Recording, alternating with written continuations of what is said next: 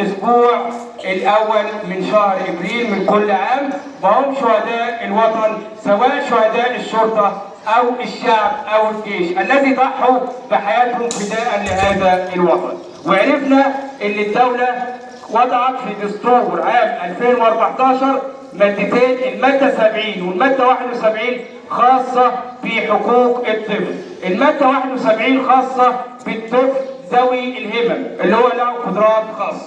طبعا مبادرة الرئيس عبد الفتاح السيسي سماها مبادرة بداية جديدة لرعاية الأطفال اليتامى وأطفال مصر، وقامت بعمل تكفل كامل صحيا ونفسيا لليتيم، وأقامت حفلات لهم ورحلات ميدانية خاصة بهم، ويجب أن ننتمي إلى هذا يوم اليتيم. فهم شهداء الوطن، أبناء شهداء الوطن سواء شرطة أو جيش. تمام كده.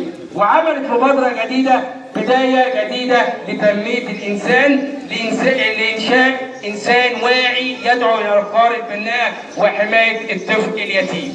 تمام كده. نيجي بقى على الدستور.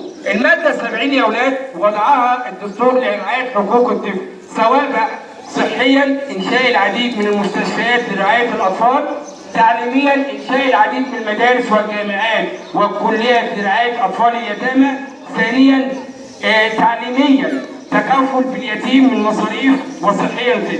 يبقى يوم اليتيم يوم عظيم يجب ان تدرك اهميه هذا اليوم وهو يوم اليتيم. وقامت الدوله بالتكفل له صحيا ونفسيا وتعليميا وغيره.